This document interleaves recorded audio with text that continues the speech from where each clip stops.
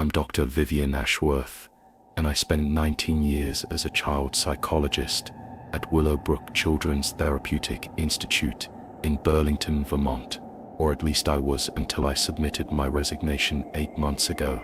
During nearly 2 decades of clinical practice, I've worked with children facing every psychological challenge you can imagine: severe trauma, dissociative disorders, selective mutism, attachment disruptions, and behavioral problems that would shatter your faith in humanity. But what I'm about to tell you about is the one case that made me question everything I thought I knew about childhood development, memory processing, and the very nature of human consciousness. It's the case that ultimately led me to abandon clinical practice entirely and retreat to academic research, where I never have to sit across from another child patient again. Willowbrook Children's Therapeutic Institute sits on a sprawling 15-acre campus in the Green Mountains of Vermont, serving children and families from across New England and Eastern Canada. It's considered one of the premier facilities for treating severe childhood psychological trauma,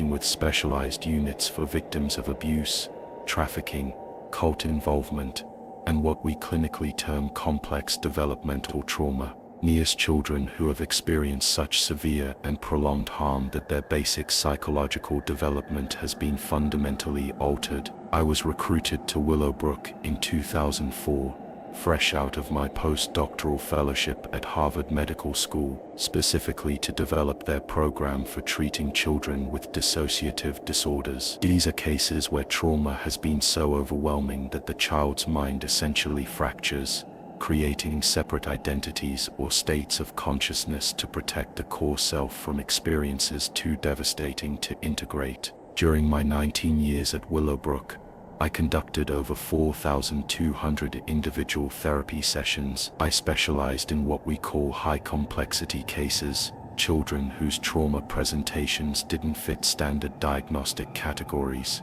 who exhibited unusual behavioral patterns, or who had failed to respond to conventional therapeutic approaches. I developed treatment protocols that became standard practice at similar facilities nationwide. I published extensively in peer-reviewed journals, presented at international conferences, and trained hundreds of other clinicians in advanced trauma therapy techniques. I thought I had seen everything. I had worked with children who had witnessed unspeakable violence, who had been tortured by their caregivers, who had been raised in isolation or subjected to systematic psychological conditioning. I had treated children who couldn't speak, children who couldn't stop screaming, children who had retreated so far into their own minds that reaching them required months of painstaking therapeutic work. But none of that prepared me for Seraphina Blackwood. The case file arrived on my desk on a gray October morning in 2023. It was unusually thin for a referral to our facility. Typically,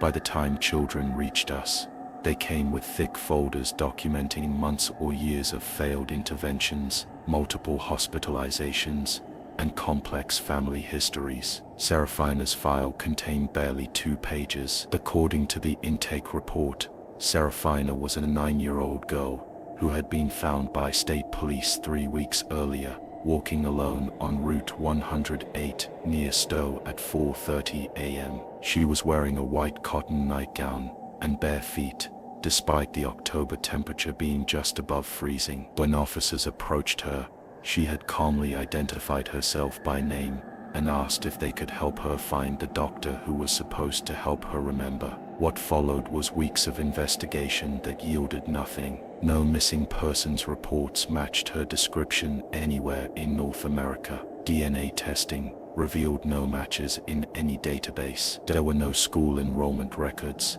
no medical records, no birth certificate, no social security number, and no digital footprint of any kind. Immigration services found no record of her entering the country. It was as if Seraphina Blackwood had simply materialized on that Vermont highway. Child Protective Services had placed her in emergency foster care with the Hendersons, an experienced foster family in Montpelier who specialized in caring for traumatized children. According to their reports, Serafina was remarkably well adjusted for a child in her circumstances. She was polite, articulate, and seemed to have age-appropriate social skills. She ate regular meals, slept through the night without nightmares, and showed no signs of the anxiety, depression, or behavioral problems typically seen in severely traumatized children. The only unusual behavior noted by her foster parents was what they described as her watching. Mrs. Henderson reported that Serafina would sometimes sit quietly in a room and appear to be observing the family members with intense focus, as if she were studying them. When asked what she was doing, Serafina would simply say she was learning about people. The referral to our facility came when Serafina had told her caseworker that she needed to speak with a doctor who understands children's minds because she had important information that someone needed to know. When pressed for details, she had simply repeated that she needed to talk to the right doctor and that she would know the right doctor when she met them. I first encountered Serafina on October 15th, 2023, in Conference Room C, which I used for initial consultations. I preferred this room to my regular office because it felt less clinical. Comfortable chairs, arranged around a small table, soft lighting, and windows that looked out onto the Institute's gardens. It was designed to help children feel safe and relaxed during their first encounters with therapy. When I opened the door, Serafina was already seated in one of the chairs, hands folded neatly in her lap, looking directly at the doorway, as if she had been waiting specifically for me to arrive. She was smaller than I had expected from her file description, with pale skin, distinctive platinum blonde hair that fell to her shoulders, and the most unusual eyes I had ever seen, a pale violet color that seemed almost luminescent in the room's soft lighting. "Hello, Serafina," I said, settling into the chair across from her and opening her file. "I'm Dr. Ashworth, but most of the children I work with call me Dr. Vivian. I understand you've been wanting to talk with someone like me." She studied my face for a long moment, then nodded slowly. "You're the one," she said in a clear, precise voice that seemed oddly mature for a 9-year-old. "I've been waiting for you, Dr. Vivian. You're the doctor who will understand." "Understand what, sweetheart?" "That I'm not like the other children you've worked with. I don't have broken pieces in my mind from bad things that happened to me. I'm different in a way that's much more complicated than that." I made a note in my pad while considering her words. It wasn't unusual for children to want to differentiate themselves from other patients. It was often a way of maintaining dignity in circumstances where they felt powerless. "Can you tell me more about how you're different?" Serafina leaned forward slightly, and those unusual violet eyes seemed to intensify. "Dr. Vivian, I need to show you something first, so you'll believe me when I tell you about the important thing. But before I show you, I need you to promise me that you won't be afraid or angry, and that you won't stop helping me even when what I show you makes you uncomfortable." Something in her tone, the gravity, the almost adult-like understanding of psychological dynamics made me pause. In 19 years of practice, I had never had a 9-year-old speak to me with such sophisticated awareness of therapeutic process and relationship dynamics. "I can promise that I'll do my best to understand whatever you want to show me," I said carefully, "and I can promise that my job is to help you, no matter what we discover together." Serafina nodded, as if this answer satisfied some internal criterion. "Okay, I'm going to tell you some things about yourself, Dr. Vivian, things that no one else knows. I need you to understand that I know these things not because someone told me, and not because I looked them up somewhere. I know them because I can see inside people's minds and see their memories and feelings." What happened next challenged every principle of psychology, child development, and rational thinking that had guided my entire career. "You have a birthmark on your right hip that looks like a crescent moon," Serafina said matter-of-factly. "You got it laser removed when you were 23 because your college boyfriend said it looked ugly, but it grew back after a year because birthmarks like that always come back. You never told anyone it grew back, not even your husband Marcus, because you were embarrassed that you had changed your body for someone who didn't really love you. I felt the blood drain from my face. Everything she said was absolutely true. The birthmark was hidden under my clothing and had been a source of private shame for years. When you were 12, Serafina continued, you found your mother's diary in the attic and read about how she almost gave you up for adoption because she wasn't sure she could love a child who looked so much like your father after he left. You never told her you read it, but it's why you became a psychologist, because you wanted to help children who felt unwanted the way you felt unwanted. My pen had stopped moving. These were details I had never shared with anyone, thoughts and experiences I had barely acknowledged to myself. There was no possible way this child could know any of this information.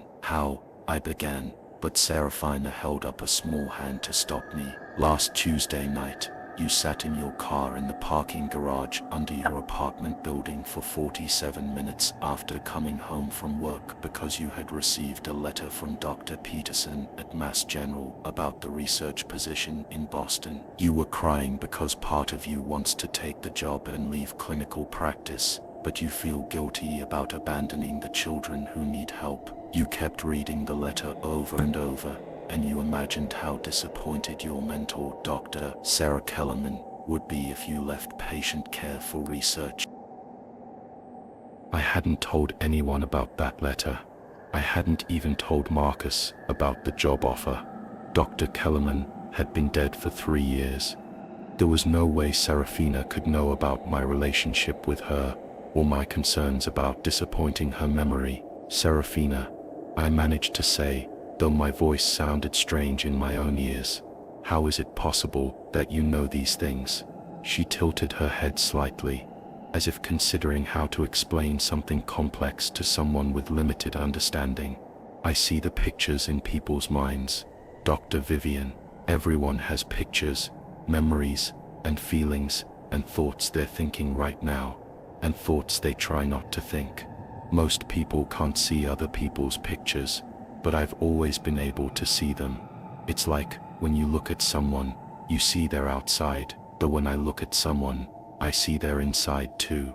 Over the next 30 minutes, Serafina proceeded to demonstrate her inside seeing with details about my life that became increasingly personal and impossible for her to know through any conventional means. She described my childhood bedroom in precise detail, including the hiding place behind my bookshelf, where I had kept a journal when I was 14. She knew about my first therapy session as a patient when I was 16, including specific things I had said to Dr. Martha Reeves that I had never repeated to anyone. She even described recurring dreams I had been having lately about being lost in a hospital where all the doors led to empty rooms. But then Serafina's demonstrations took a turn that made me deeply uncomfortable. She began describing other people in the building, my staff members, other patients, their private thoughts and hidden traumas. Dr. Margaret Thornhill, in the office down the hall,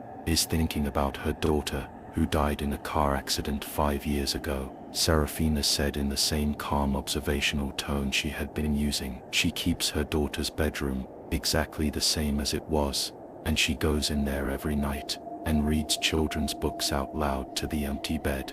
But she tells everyone she's doing fine and that she's moved on.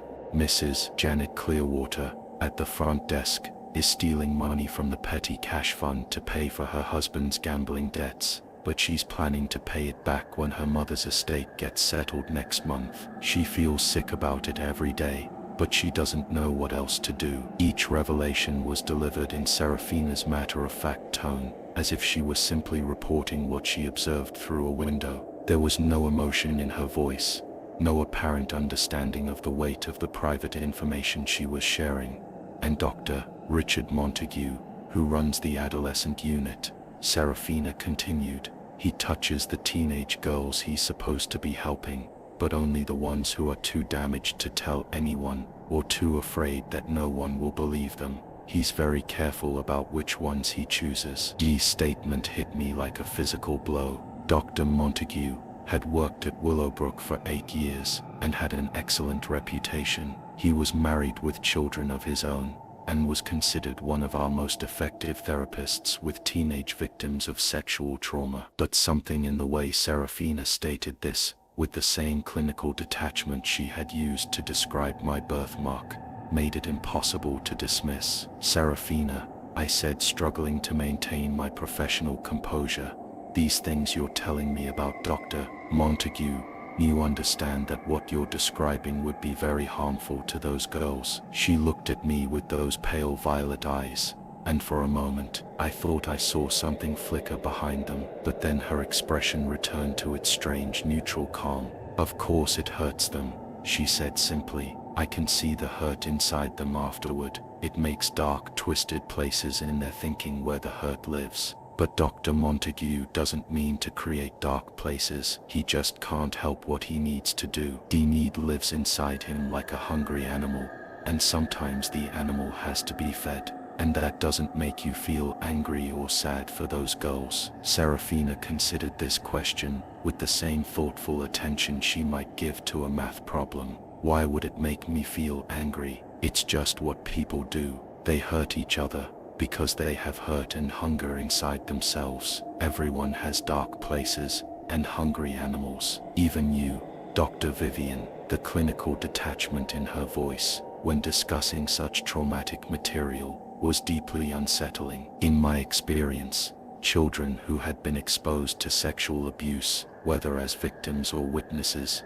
showed predictable emotional responses: fear, anger, confusion, or dissociation. They didn't discuss it with the dispassionate interest of a scientist observing specimens. "Serafina, have bad things like this happened to you? Is that how you know about them?" "No," she said simply. "Bad things haven't happened to me the way they happen to other children. I've just always been able to see inside people and see what they've done and what they want to do. I see the dark places and the hungry animals in everyone." "Everyone," she nodded.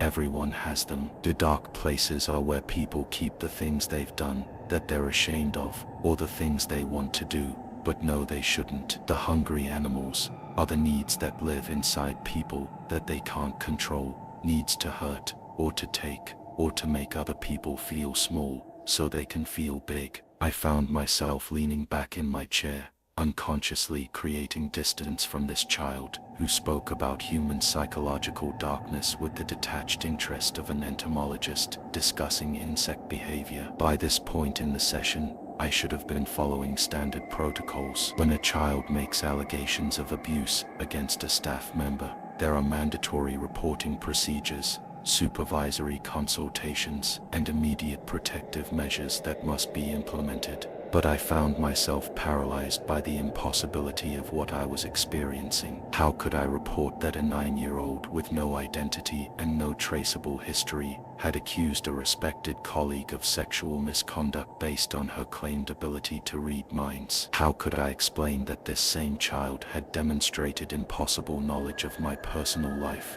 including details that existed only in my private thoughts and memories? "Dr. Vivian," Serafina said, apparently sensing my internal struggle, "you're thinking about whether to report what I told you about Dr. Montague, but you're afraid because you don't understand how I could know these things. You're wondering if I'm making it up, or if I'm delusional." She was exactly right. Those were precisely the thoughts racing through my mind.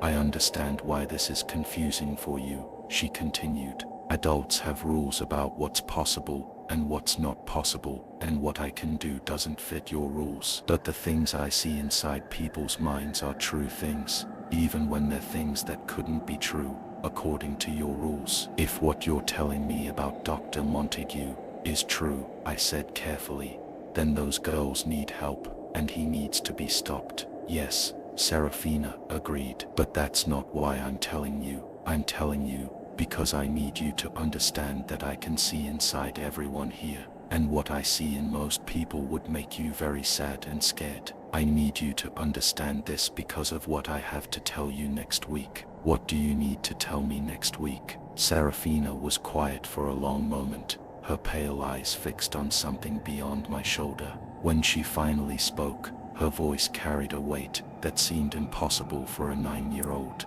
I need to tell you about the other children, Dr. Vivian, the ones who could see inside people's minds like I can. There were 7 of us, but I'm the only one left now. What happened to the others? They had to disappear, she said matter-of-factly. When children like us try to tell adults about the things we see inside their minds, the adults don't believe us. They say we're lying or making things up because we're damaged from trauma. They give us medications to make the seeing stop, or they put us in hospitals where doctors try to make us forget what we can do. And when that doesn't work, Serafina's expression remained perfectly calm, but something in her pale violet eyes made my breath catch in my throat.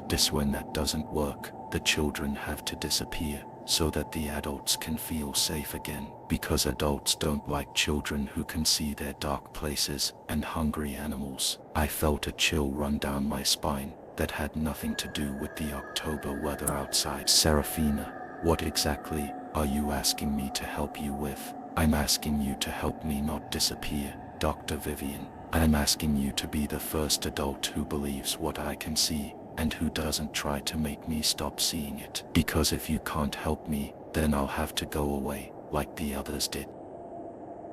What do you mean, go away? For the first time since I had met her, Serafina smiled, but it wasn't the innocent smile of a 9-year-old. It was knowing, ancient, and filled with a sadness that seemed to contain centuries of disappointment with humanity. You'll understand next week, Dr. Vivian. Next week, I'll tell you about Marcus, and David, and Lily, and the others. I'll tell you about how they tried to help the adults understand, and what the adults did to them when they realized that children, like us, can see everything. All the dark places, all the hungry animals, all the secrets that adults think no one will ever know. Serafina, and I'll tell you about what happens to adults who try to help children like us, she continued, her voice never losing its calm, conversational tone. Because there are rules about children like me, Dr. Vivian. Rules that the adults made a long time ago to protect themselves from being seen too clearly. And those rules say that children who can see inside minds and adults who believe them both have to disappear. The session was scheduled to last an hour, but I found myself ending it after only 45 minutes. I needed time to process what I had just experienced, and I needed to verify whether any of Serafina's claims about my colleagues could possibly be true. As I walked her back to the waiting area where Mrs. Henderson was reading a magazine, Serafina stopped suddenly in the hallway and looked up at me. To Vivian, she said, tonight when you go home, you're going to look up everything you can find about children who disappear from foster care and psychiatric facilities. You're going to search for patterns and wonder if there are other children like me who were taken away when they knew too much. She was right. I already knew I would spend the evening doing exactly that. And when you don't find very much information, Serafina continued, you're going to understand that someone has been very careful to make sure that children like me don't leave traces when we disappear. She smiled that unsettling, ancient smile again. But you're still going to help me, Dr. Vivian, because you're different from the other adults. You're brave enough to look at dark places, even when they're in people you trust. That's why I waited for you. That night, I sat at my kitchen table with my laptop, searching databases and archives, looking for patterns in missing children cases, unexplained disappearances from therapeutic facilities, and any documentation of children claiming unusual psychological abilities. What I found most, or rather what I didn't find most, kept me awake until dawn, and what I discovered the next day about Dr. Montague made me realize that everything Serafina had told me was true, which meant that whatever she was going to reveal in our next session was going to change everything I thought I knew about the nature of childhood, consciousness, and the lengths to which some people will go to protect their darkest secrets. But the most terrifying part wasn't what Serafina could see. The most terrifying part was beginning to understand what happened to children who could see too much, and what was going to happen to me for being the adult who finally believed them. The 24 hours between sessions changed everything. I had spent the night researching, and what I discovered about Dr. Montague proved Serafina was telling the truth. Hospital security footage showed him entering patient rooms after hours. 3 former patients had made complaints that were mysteriously dismissed or buried in administrative reviews. The evidence was undeniable, but that was nothing compared to what I found when I searched for patterns in missing children from psychiatric facilities. Over the past decade, 17 children with unusual psychological presentations had vanished from treatment centers across North America. All had claimed abilities their doctors couldn't explain. All had made accusations against staff members that were initially dismissed. And all had disappeared within weeks of their claims. The files were scattered across different jurisdictions, buried in bureaucratic language, but the pattern was clear. Children who could see too much simply vanished. When Serafina returned the following week, she took one look at my face and nodded knowingly. "You found the evidence about Dr. Montague," she said, settling into her chair, "and you found some of the missing children files, didn't you?" I could only nod. "Good. Now you're ready to hear about the others. Marcus, David, Lily, and the rest. We called ourselves the Watchers because we could watch inside people's minds, but the adults called us something else. Threats to the established order." Serafina's voice remained calm as she described her companions. Marcus, age 11, who could see people's future actions before they made them. David, age 8, who could access memories people had tried to forget. Lily, age 10, who could see the connections between people's thoughts and their diseases. "They were all so much more powerful than me," Serafina said. "Marcus warned 3 different families about accidents before they happened. David helped police solve cold cases by accessing killers' buried memories. Lily could diagnose illnesses that doctors couldn't detect. What happened to them? The same thing that happens to all children who can see the truth about adults," Serafina replied. "First, they were labeled as delusional. Then they were medicated to stop their abilities. Dr. Vivian," Serafina continued, "there's something called the Clearwater Protocol. It's not in any official documents, but it's real. It was created by a group of powerful people, doctors, politicians, judges, who realized that children with abilities like ours posed an existential threat to their secrets. She explained that the protocol had 3 phases: discredit, suppress, and if necessary, disappear. Children who claimed psychic abilities were first labeled mentally ill. If they persisted, they were heavily medicated or lobotomized. If they still posed a threat, they vanished entirely. The adults who tried to help us disappeared too," Serafina said, matter-of-factly. "Dr. Elena Rodriguez in Phoenix tried to protect Marcus. She had a car accident 3 days after she went to the authorities. Dr. James Wright in Seattle believed David's visions. He committed suicide after being accused of inappropriate contact with patients." My blood ran cold. The pattern was always the same: discredit the protecting adult, then eliminate the threat. "Why are you telling me this?" I whispered. "Because you're my last hope, Dr. Vivian. I've been running for 2 years since the others were taken, but I can't run forever. I need someone to document what we could do, what we knew, before they find me." Serafina reached into her small backpack and pulled out a worn notebook filled with detailed observations about human behavior, predictions that had come true, and names of people in positions of power who had dark secrets. "This contains everything we learned about the adults who hurt children, who steal money, who make decisions that kill people. It's all true, and it's all documented. But if you help me, Dr. Vivian, they'll come for you too." I stared at the notebook, understanding that taking it would end my career, and possibly my life. "What happens if I don't help you?" Serafina's pale violet eyes filled with ancient sadness. "Then I'll disappear, like the others, and you'll forget this conversation ever happened. You'll remember me as a delusional child who told lies, and you'll continue your career, helping children who can't see the truth about the adults who hurt them." I thought about Marcus, alone and terrified as he was taken from Dr. Rodriguez. I thought about 17 missing children, whose only crime was seeing too clearly. I thought about all the children I might save in the future, if someone, somewhere, finally had documented proof of what was happening. I reached across the table and took the notebook. What do I do with this? Hide it, study it. When I disappear, and I will disappear, probably within the week, wait 6 months, then release everything simultaneously to journalists, law enforcement, and child protection agencies in 12 different countries. Make it impossible for them to suppress all of it. 3 days later, Serafina vanished from her foster home. No signs of struggle, no evidence of foul play. The case was closed as a runaway situation within 48 hours. I submitted my resignation 8 months ago and moved to academic research, where I can't hurt any more children by failing to protect them. I've hidden Serafina's notebook, and I'm counting down the days until I can honor her final request. But I know they're watching me. Strange cars parked outside my house, computer systems being accessed remotely, phone calls that disconnect when I answer. Serafina was right about everything. The children who can see too much disappear. The adults who try to help them are eliminated.